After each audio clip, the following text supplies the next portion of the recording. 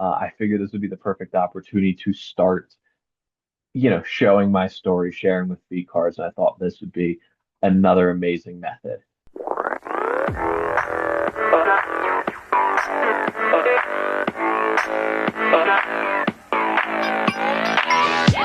Hey everyone, welcome to the first episode of Phicast. This is really exciting for me. I did Phicast as a podcast about, gosh, probably like 6 years ago now, 5, 6 years ago. Just kind of a little thing for a couple weeks, but that didn't really work out. So I'm really excited to give this another start. My name is Andrew. I am the co-founder, president, and sole operator of Phicardz Sports Cards. So we do a lot of reselling. Same name, Phicardz on Instagram, TikTok, and eBay. So feel free to check us out there. What I want to kind of do through this podcast is going to be a couple different things. I want to be able to talk about my experiences with doing a kind of how I'm going to start reselling and doing that process and developing it uh, this summer and hope possibly into the fall and future, and as well as also bringing in different perspectives, experiences, and just making it an overall cool listening experience. So, without further ado, just to give a little background on myself, my name's Andrew. I am just recently graduated from Millersville University, which is in Lancaster, Pennsylvania. I got an accounting degree, just overall really like business. Um, with sports cards, I started collecting when I was 5 years old, give or take. I still remember I was on the bus on the way home from school. A kid dropped their Sports Illustrated for Kids cards, and I was just being nice and helped them pick it up. And he went, "Oh, well, you can just have the rest," because it got to his bus stop. And that was just kind of the rest is history from there. I started Feed Cards with a friend in 2020, right as COVID started to hit. Uh, since then, just expanded it and done so much since. I've been pretty much constantly doing resale since that point. However, social media has been on and off. Life gets in the way. In the time from when I started Fee Cards to now, I graduated high school, I graduated college, um, had a handful of internships, other jobs, stuff like that. But this is really my chance now that I'm graduated, kind of in limbo with a job right now. I figured this would be the perfect opportunity to start, showing my story, sharing with Phicardz, and I thought this would be another amazing method. So, one thing I want to do, kind of to start every episode, obviously, I don't need a full introduction every episode, but I want to talk a little bit about what I'm going to call shop talk, kind of going over what's going on with fee cards, where the process I'm taking, all that fun stuff. So, to talk a little bit about that right now. Um, yeah, as I mentioned, the card business is been going for 6 years. I'm really looking to expand it right now. So part of that's been developing a show calendar and a shop calendar for visiting different card shops and card shows this summer. So if you are watching this and have any recommendations for card shows or card shops within an hour to an hour and a half of the Philadelphia area, please let me know. So, Jersey, some New York, central to Western PA, Delaware, some Maryland, whatever it may be. And then on top of that, I'm also starting the social media game back up, as I mentioned. So that's posting on Instagram, posting on TikTok, posting here on YouTube like this. Um, but yeah, and I guess another cool thing about what I'm going through right now is on Wednesday. I think I'm going to have it released on Monday. On Wednesday, I am going to be taking the second part of my certification exam for accounting. It's the CMA. So that's a certified managerial accountant. I'm taking the exam on Wednesday. So that's kind of been slowing me down to start, but it's been an amazing process to get to that point. And I'm excited to see what happens both with it and after, as I kind of get to focus my time fully on fee cards. Um, but yeah, um, I'm trying to think if there's anything else I want to mention right now. I don't think so. But one other cool thing, just I'm hoping to possibly try and get interviews, people on really unique different topics. But in the meantime, since I'm just starting, I figured I would showcase some of the work I've been able to do. I did a thesis paper as part of my college process on fraud and trading cards. It was a full 20-minute presentation. I have fully abridged that to make it a lot more viewer friendly online. So I'm going to share that with you, share some of my findings, and yeah, let's get right into it. All right, so this is my presentation from the sports card industry. As I said, this was a lot longer of a presentation, but for a handful of reasons, I cut some stuff out just to kind of keep it more viewer friendly, kind of more simpler for the sake of sharing it online, and also because I cut out a lot of the cases I used. So different people who might have gone to jail or gotten ridiculed online. I actually cut that out because I kind of like the idea of positivity in the hobby.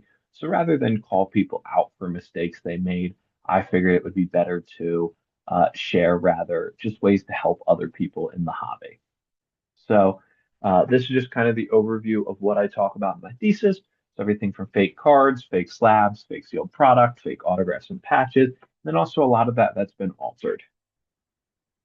So when we talk about fraudulent vintage cards, I put them into categories of vintage, intermediary, and modern, just to kind of make it a life a little bit easier to describe. However, of course, while doing that, I put a picture of what I consider an intermediary era card, like the '86 Jordan, and with the vintage card. So you'll see kind of that disparage. But so when talking about how to kind of identify these fake cards, a couple things.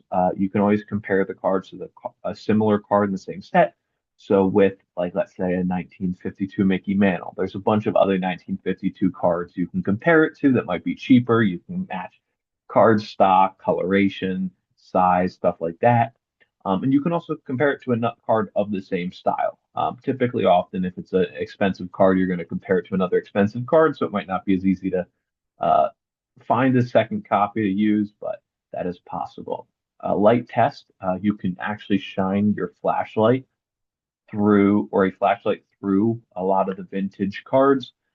There is a wide range of kind of transparency or translucency um, in those cards. Just kind of follow. There's more specifics. I don't have them on here just for the sake of convenience, but just make sure that that helps to identify if the card stock is similar or not, or the same or not. The black light test is what you see on the right here. That identifies brighteners in the stock. That is a more modern piece. So any vintage cards that have brighteners, not going to be correct, or it's going to be fake. You have loop usage. That's going to be using a magnifying glass. Just look at print color, corners, stuff like that. And always just to purchase authenticated copies. We will talk a little bit about how you could see fake PSA slabs, stuff like that. But as a rule of thumb, when those are authentic, the cards inside should be too. The 1952 Topps Mickey Mantle is the perfect example of a card that's been duplicated and faked many times. Uh, all of those examples are things I kind of mentioned previously, but always just make sure you're looking out for those copies.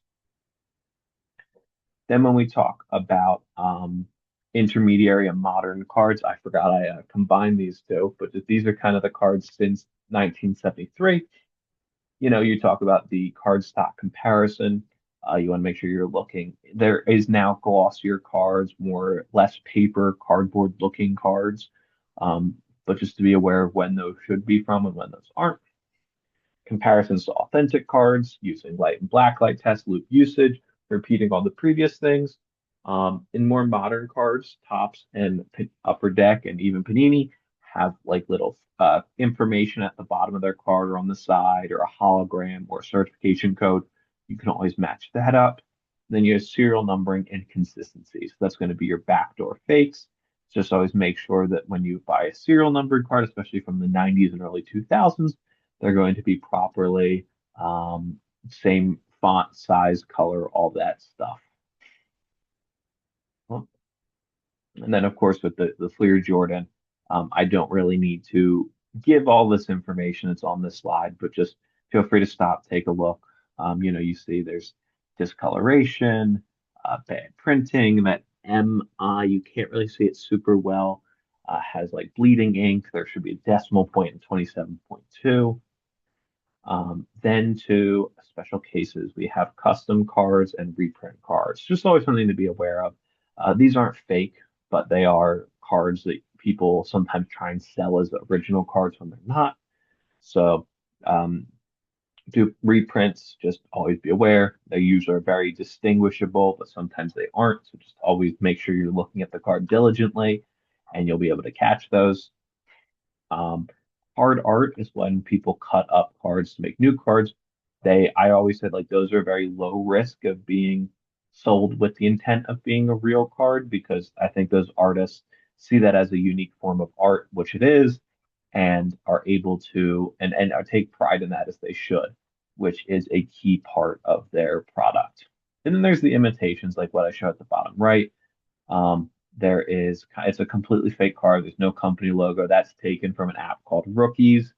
And that is an example of something you would see that might be sold as an authentic card or might be noted as a reprint, but it's something that the person made themselves.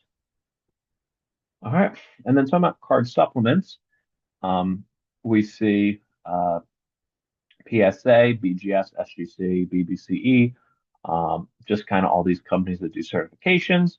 So with PSA, as you see here, we want to check the label. So you want to check the certification number can always match, should be front, back, and on their website. QR code should lead to the same thing as well.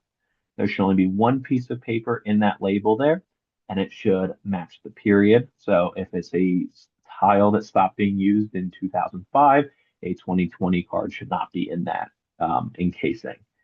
The paper should not be too large or too small. And they also now have a lighthouse effect. So like there's multiple colors on these PSA logos. And just also watch out for inconsistent texture.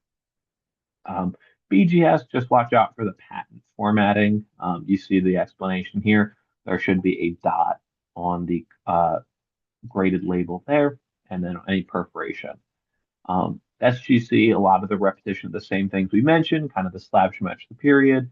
It is kind of the most modern, and it's not doesn't hold never was the number one seller, so people didn't always focus on grading or faking SGC slabs.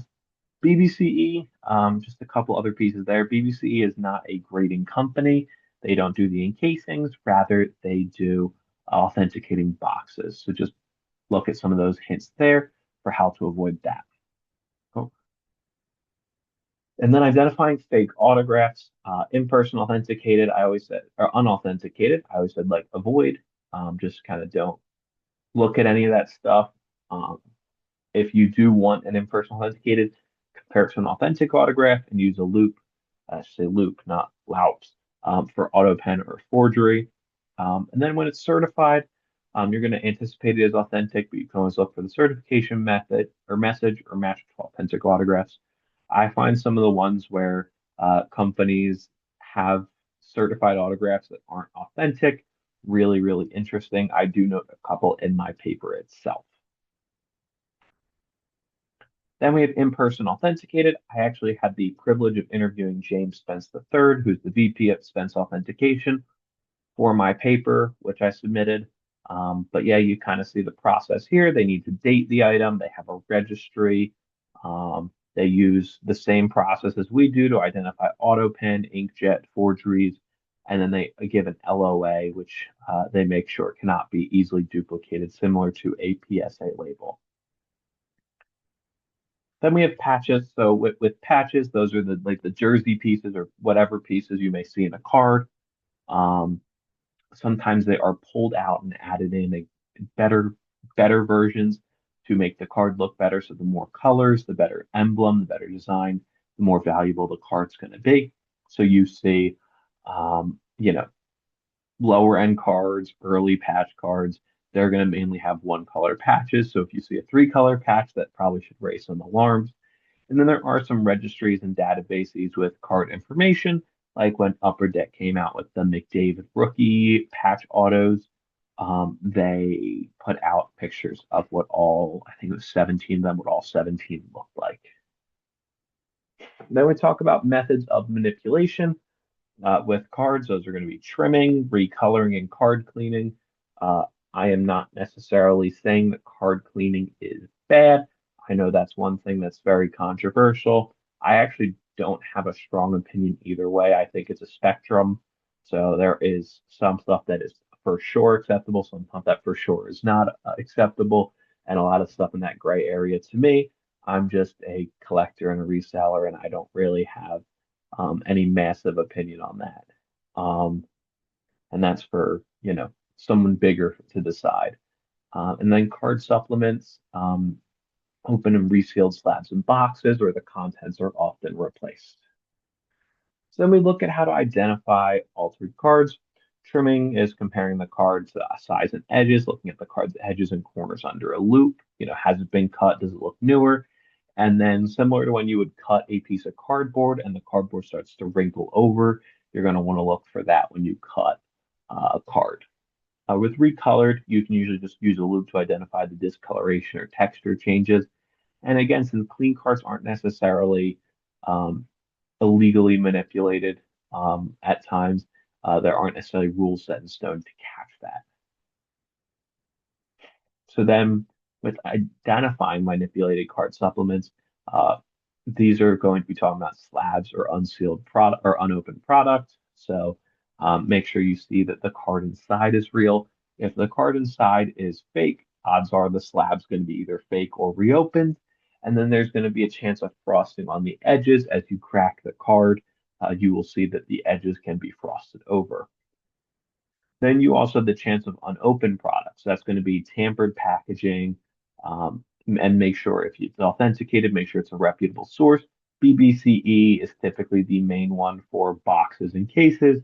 You can see some packs graded by PSA, but just make sure that that is what you use. And then through the process, I came up with this seven-step authenticity kind of checklist. So it's to confirm the authenticity of the card itself, confirm the authenticity of the slab when applicable, analyze and authenticate the autograph when applicable, confirm the authenticity of the patch when applicable, ensure the card has not been altered in any way, ensure that any graded case or sealed product has not been tampered with, and avoid any deals that seem questionable or too good to be true. This is the number one thing I can always point out to people. You don't need to remember any of the specific techniques, but if you see a $10,000 card being offered for $50, there's a reason. So, and with that, that is my entire presentation. So, thank you guys for watching. So, that was just a bit of an insight into the process I went through for my thesis defense and the presentation I put together. That is something I worked really hard on and I'm very proud of. That's why I wanted to share it with everyone. However, any there's so many pieces that are untouched in there. Some of those I was able to get to in my paper, some of them I wasn't. Obviously, if you watch that, you probably had some questions over the mentioning of card cleaning and stuff like that. That might be a little more controversial. And sometimes you do kind of have to just touch those pieces. Hopefully, as I get people on, we can kind of investigate some of those topics more, as well as hopefully more positive and fun topics. But in the meantime, I appreciate everyone for watching this first episode of Phicast.